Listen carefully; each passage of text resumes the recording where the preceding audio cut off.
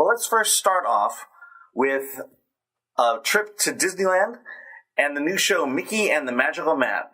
It's performing every day at the Fantasyland Theater in Disneyland. And here is a little preview of Mickey and the Magical Map. Prepare yourself for a magical adventure into the heart of imagination as you join Mickey Mouse on a thrilling live musical show. With the Magical Map as your guide, you and Mickey will find yourself in the middle of a fantastic world of excitement, color, beloved characters, and some favorite songs. Plus new songs, soon to be your favorite. See familiar friends, delight in the special appearances by some of your favorite Disney characters and stories including King Louie from the Jungle Book, Pocahontas, Mulan, Rapunzel and Flynn Rider from Tangled, and Tiana from The Princess and the Frog. I had a chance to see the show with my 85-year-old daughter, and here's what we thought. Mickey and the Magical Map is basically what it is. It's a show that features your favorite Disney songs and characters, and they're strung together by a story. This story is basically Mickey as the apprentice of the sorcerer and map maker Yensid. Mickey wants to become a full-fledged map maker, but just before finishing the map, Mickey must color a final spot. But that spot comes alive, won't let him be colored. And Mickey goes and chases that spot on a magical adventure on his magical map. Now getting into the show itself, the centerpiece of the show is a giant stage. It's a 3-level stage. You first enter the theater, you see this giant piece. The best way to describe it is I would say a giant screen with 3 levels, and it's covered by a tarp. As the show begins, the tarp is pulled back, and you see basically a giant video screen. The screen is divided into 3 levels, and performers are able to stand on each level and dance and sing and do whatever they need to do. The back of each of the levels of stage is a video screen. And when you pull back, you should see like one screen, so that when Yensid appears, he appears, parts of him on all 3 levels, and they all kind of connect together.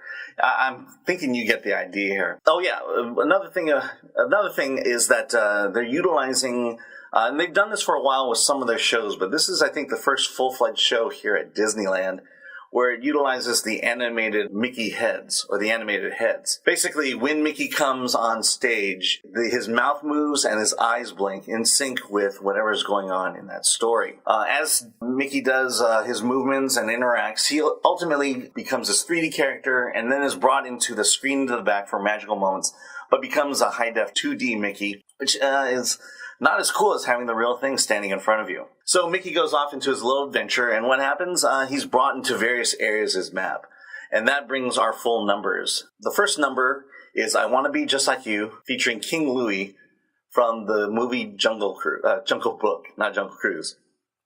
Now, before I had a chance to get bored of this number, King Louie comes out, and he's got that same animated mask. His eyes move, his mouth moves along with the music.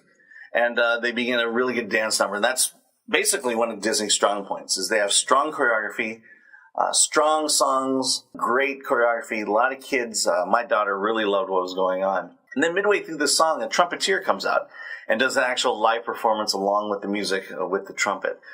It was a real surprise, and it was a real delight to watch.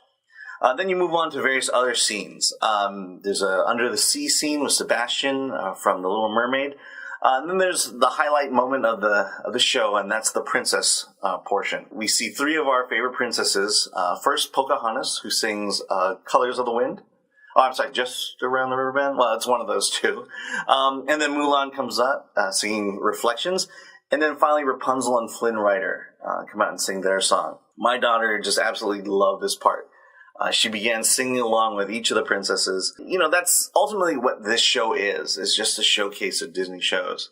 The highlight, especially for my kid, was the final number, and that was with Tiana from Princess and the Frog, the good old New Orleans number. As far as theme park stage shows goes, Mickey and the Magical Map is probably above average. Most of the shows that have occurred in the Fantasyland Theater have been just full-on telling of a tale. I think the last really big one was Snow White. Before that was Pocahontas, and then before that was Beauty and the Beast. And I believe Beauty and the Beast was the one that was run the longest. And this is basically a review show. And again, Disney can do no wrong. Fun show, kids will love it. My only thing is that this whole magical map and chasing the dot and stuff like that, it's a fairly weak plot point. If you just overlook that and enjoy yourself, you'll have a good time.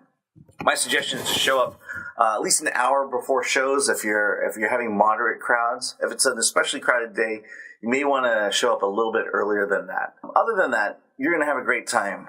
Don't miss Mickey and the Magical Map.